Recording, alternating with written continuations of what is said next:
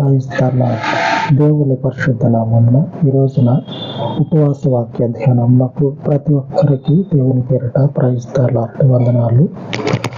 ఈరోజు దేవుని వాక్యంలోనికి వెళ్ళే ముందు మీకున్న ప్రార్థన అవసరతలు వాట్సాప్ కానీ లేకపోతే ఇక్కడే కామెంట్లో పెట్టినట్టయితే మీ గురించి ప్రార్థన చేయడం జరుగుతుంది. మీ అవసరాలు తీర్చబడినట్లు దేవుడు తన కనికరము కలిగిన హస్తాన్ని మీ ఎడల చాపును గాక. ఆమేన్. దేవుడు తప్పక ప్రార్థన ఆలకిస్తాడు, సహాయం చేస్తాడు. పోతే ఇక ఈరోజు వాక్యంలో మనం వెళ్ళే ముందు ఈరోజు వాక్య ధ్యానానికి సంబంధించిన కొన్ని విషయాలను ప్రస్తావించుకుందాం. అప్పుడు ఈరోజు వాక్యం మనకు అర్థమవుతుంది. మొదటిగా మత్తయి సువార్త 17వ అధ్యాయము 9వ వచనం 12వ వచనం చదువుకుందాం. వారు కొండ దిగి వచ్చుచుండగా మనుష్య కుమారుడు మృతులలో నుండి లేచి వరకు ఈ దర్శనము మీరు ఎవరితోనూ చెప్పకూడని యేసు వారికి ఆజ్ఞాపించును. 12వ వచనం చదువుకుందాం.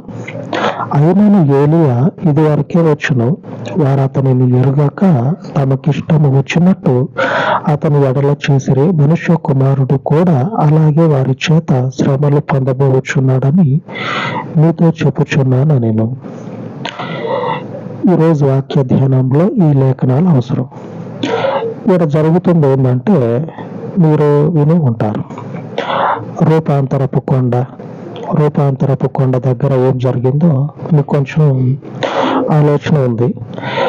అక్కడ జరిగే విషయాల గురించి యేసు ప్రభు చెప్తా ఉన్నాడు. ఏమని చెప్తా ఉన్నాడు అంటే, ఆ ప్రాంతంలో ఉన్నటువంటి ప్రధాన యాజకులు, పరిసయ్యులు, ఇంకా ప్రజలు యేసు ప్రభువుని హింసల పాలు చేసి చంపేస్తారు. తిరిగి 3వ రోజు యేసు ప్రభు తిరిగి లెగుస్తాడు అనేటువంటి విషయాన్ని శిష్యులతోటి చెప్తా ఉన్నాడు. జరగబోయేదాన్ని ముందే యేసు ప్రభు చెప్తా ఉన్నాడు. వీళ్ళు అనుకుంటారు, ఆ పక్కనే ఉన్నాడుగా బాప్తిస్మం ఇచ్చే యోహాను, ఆయన గురించి చెప్తా ఉన్నాడు కాబోలు అని శిష్యులు అనుకుంటారు. యేసు ప్రభు మొదటి నుంచి ఒక క్లారిటీ, అంటే జరిగేది ఏందో మొదటి నుంచి పూర్తి అవగాహన ఉంది కాబట్టి చెప్తా ఉన్నాడు. మనుష్య కుమారుడు 3వ రోజున తిరిగి లెగుస్తాడు. అప్పటిదాకా ఈ రూపాంతరపు కొండ, ఇక్కడ ఏం జరిగినాయో ఇవన్నీ ఎవరితో చెప్పగాకుండా శిష్యులతో అంటాడు. సరే అని చెప్పారని వీళ్ళు ఆలోచన వేరుంటది. బాప్తిస్మం ఇచ్చే యోహాను గురించి చెప్పిండు కాబోలేమో అని అనుకుంటారు. అలాగే జరుగుతుంది. అయితే ఈ లేఖనాల్లో మనకి అర్థం కావాల్సిన విషయం ఏమిటంటే, ఈరోజు వాక్య ధ్యానంలో మనుష్య కుమారుడు 3వ రోజున తిరిగి లేకపోతా ఉన్నాడు.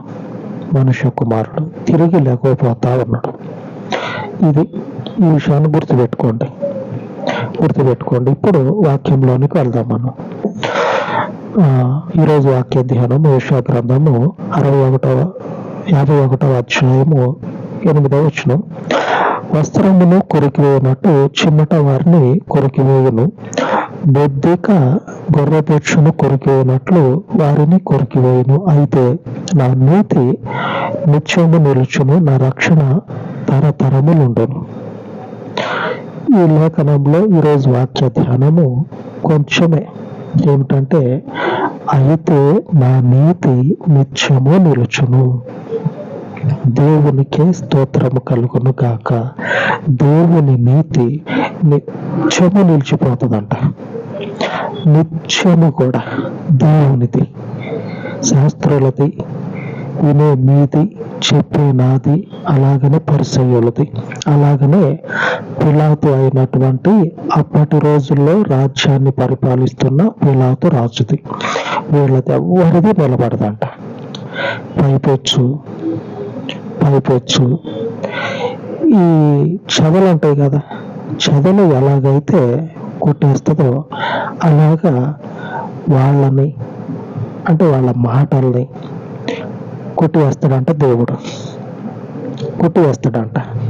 కొట్టేసి ఆయన మాటనే నిలబెడతాడంట. దేవుడు దేవుని మాటనే నిలబెడతాడంట.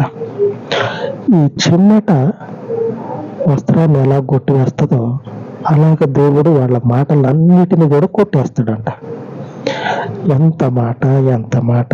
యెహోవా మాట, యేసు ప్రభు మాట, ఎంత మాట! వాళ్ళ మాటల్ని తీసి పడేస్తాడంట. చిమ్మట ఎలాగైతే కొట్టేస్తుందో అలాగ తీసేస్తాడంట. ఎందుకు తీసేస్తాడంటే ఆయన నీతి నిత్యము నిలబడటం కోసం మనుషుని నీతి, వాళ్ళ యొక్క క్రియలు ఏమై ఉంటాయో వాటినన్నిటిని కూడా తీసి పక్కకు పెట్టి ఈ దేవుని నీతిని స్థాపిస్తాడు దేవుడు. ఈ వాక్యంలో ఈరోజు మనకి దేవుడు చెప్పేటువంటి మాట ఏమిటంటే, నా వాక్యాన్ని హృదయం అందించుకున్నటువంటి నా జనులారా, నా నీతిని మీ హృదయంలో పెట్టుకోండి. ఎందుకంటే నేను మీకు ఇచ్చినటువంటి ఈ నీతి కలిగిన మాటలు నేను నెరవేర్చేది నేనే. చిమ్మట ఎలాగైతే కొట్టేస్తుందో ఆ కొట్టివేయబడేటువంటి ఆ మాట్లాడేటువంటి ఆ అవమానకరమైనటువంటి మనుషుల మాటలకి, వాళ్ళు పెట్టే నిందలకి భయపడకండి. ముందు వచనంలో అదే ఉన్నది. 7వ వచనంలో, నీతిని అనుసరించు వారులారా నా మాట వినుడి, నా బోధను హృదయం అందించుకున్న జనులారా ఆలకించుడి. మనుషులు పెట్టు నిందకు భయపడకుడి, వారి దూషణ మాటలకు దిగులు పడకుడి. ఏం భయవద్దు. మనుషులు ఎన్ని మాటలు అంటారో వాటిని అన్నిటినీ లెక్క చేయవద్దు. ఎందుకంటే వాళ్ళ మాటలు ఆ చిమ్మట వస్త్రాన్ని ఎలాగైతే కొట్టేస్తుందో అలాగే నేను కొట్టేసి నా మాటని హృదయంలో పెట్టుకున్నటువంటి మీరు ఈ మాటల మీద నిలబడి ఉంటే ఈ మాటల్ని నేను నిలబెడతా. ఆమేన్. ఈ మాటల్ని నేను నిలబెడతా. కాబట్టి ఆ మనుషుల యొక్క అవమానాలకి, నిందలకి భయపడగాకండి, వాటిని పట్టించుకోకండి. నిలబడేది నా నీతే, నిత్యము కూడా ఉంటది. నా నీతి కొద్ది రోజులు కాదు, నిత్యము ఉంటది. 8వ వచనంలో, అయితే నా నీతి నిత్యము నిలుచును, దేవునికి స్తోత్రము కలుగును గాక. నిత్యము నిలపగలిగేటువంటి మహాదేవుడు. ఇప్పుడు అర్థమవుతుంది కదా. ఇప్పుడు మొదటిగా మనం ధ్యానించినటువంటి మత్తయి సువార్తలో ఉన్న 2 విషయాలు జ్ఞాపకం చేసుకుందాం. యేసు ప్రభు ఏం చెప్తా ఉన్నాడు శిష్యులతోటి? ఈ రూపాంతరం కొండ మీద జరిగిన విషయాలు మీరు ఎవరితో చెప్పొద్దు. నేను తిరిగి 3వ దినాన లెగవబోతా ఉన్నా. అప్పటి వరకు ఏ ఒక్క మనుషునితో కూడా పుసుక్కున నోరు జారవద్దు. పుసుక్కున నోరు జారవద్దు. చెప్పేటప్పుడు దాకా ఎవరితో, మనుష్య కుమారుడు 3వ దినాన తిరిగి లెగవబోతా ఉన్నాడు. ఆ మనుషులు ఏం ఆలోచన చేశారు? ఆ మనుషులు పెట్టేటువంటి నిందలు, అవమానాలు ఏమున్నాయో ఇప్పుడు చదువుకుందాం. ఏం ఆలోచన చేశారంటే ఆ మనుషులు 27వ అధ్యాయము మత్తయి సువార్త 62వ వచనం. మర్నాడు అనగా సిద్ధపరచు దినమునకు మరుసటి దినమున ప్రధాన యాజకులను పరిసయ్యులను పిలాతు వద్దకు కూడి వచ్చి అయ్యా, ఆ వంచకుడు సజీవుడై ఉండినప్పుడు 3 దినములైన తరువాత నేను లేచెదనని చెప్పినది మాకు జ్ఞాపకమున్నది. ఆ తర్వాత 65వ వచనం. అందుకు పిలాతు, కావని వారున్నారు కదా, మీరు వెళ్ళి మీ చేతనైనంత మట్టుకు సమాధిని భద్రము చేయడని వారితో చెప్పాను. ఇంకా అటు జరుగుతూ ఉన్నది ఏంటంటే, ఈ మనుషులందరూ దేవుని నీతి ఏమై ఉంది? యేసు ప్రభు 3వ దినాన తిరిగి లెగవబోతా ఉన్నాడు. అందుకే మొదట యేసు ప్రభు ఆ రూపాంతరం కొండకాడ శిష్యులకి ఖండితంగా చెప్తా ఉన్నాడు, నేను తిరిగి 3వ రోజు లెగుస్తా. దేవుని నీతి నిత్యము ఉంటది. ఆయన 3వ దినం లెగవటం దేవుడు తీర్మానించాడు. ఈ చేతిలో రక్తము శరీరము ఉంటదేమో కానీ ఆ దేవుని చెయ్యి తీర్మానించింది, ఎవడు కొట్టివేయలేడు. తీర్మానించినటువంటి ఆ దేవుని నీతి నిత్యము ఉంటది. 3వ దినాన తిరిగి లెగవలసి ఉన్నది. శిష్యులతోటి యేసు ప్రభు అదే మాట చెప్పిండు.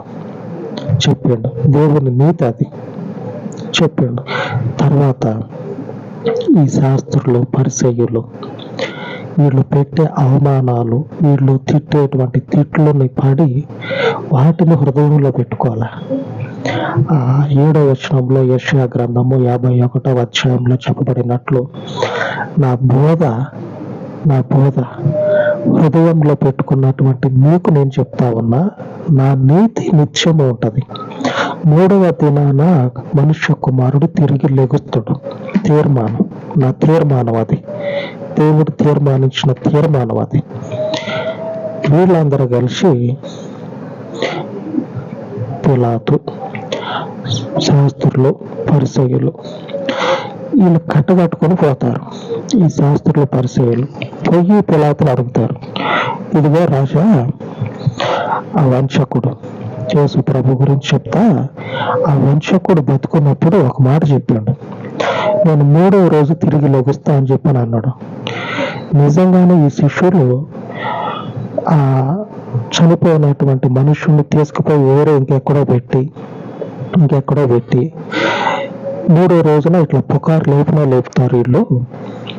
ఎందుకంటే ఆ బతుకున్నప్పుడు చెప్పిండు కదా, వీళ్ళు నిజంగానే ఆ శవాన్ని దాచిపెట్టి 3వ రోజు నుంచి టామ్ చేస్తారు, పుకారు లేపుతారు వీళ్ళు అని రాజుతోటి అంటారు.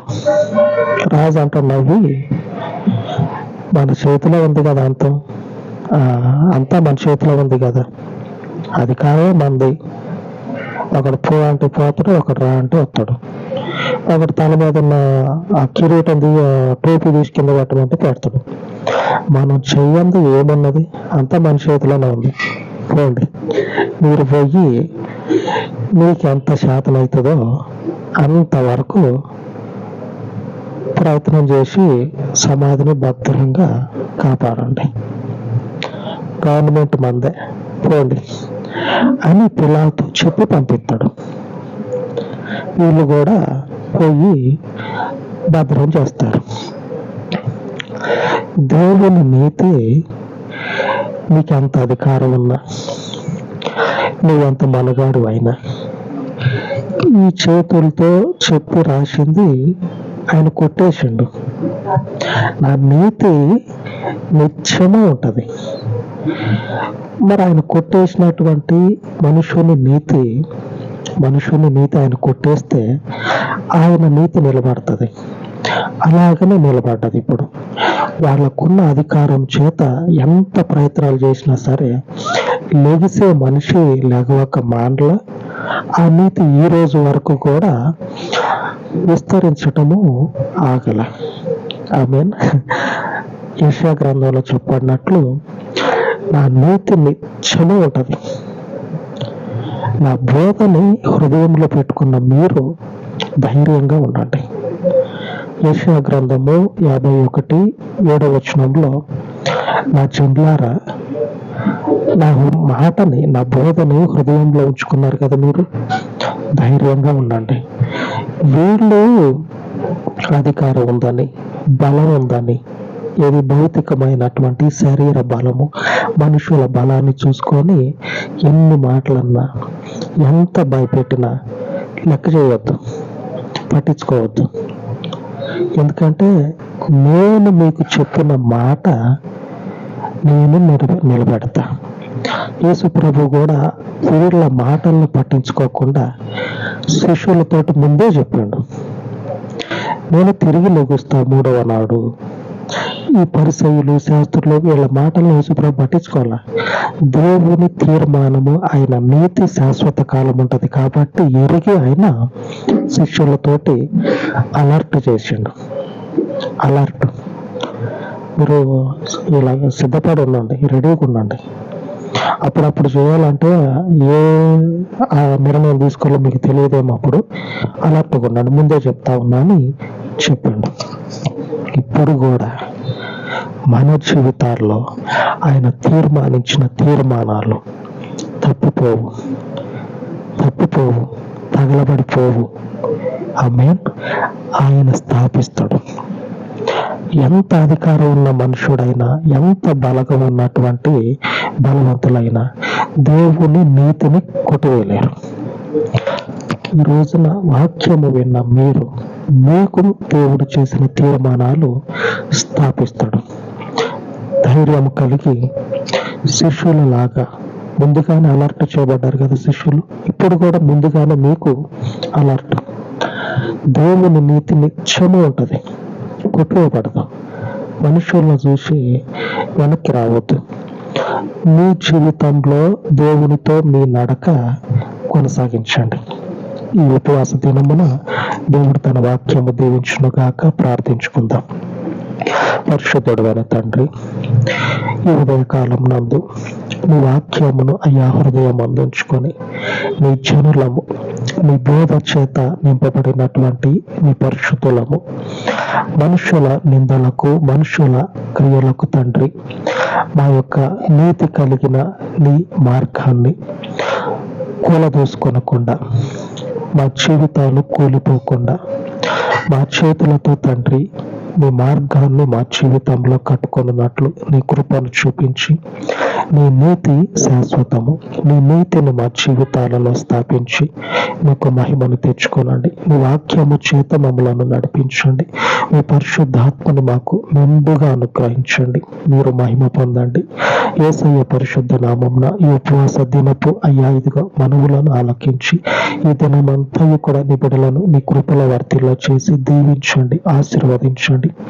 మీకే ఈ ప్రార్థన విజ్ఞాపనలను ప్రతిష్ఠించి యేసు నామమున ప్రార్థించి వేడుకొనుచున్నాను తండ్రి. ఆమేన్, ఆమేన్. దేవుని కరుణ కలిగినటువంటి హస్తము మనకు తోడై ఉండును గాక. ఆమేన్, ఆమేన్.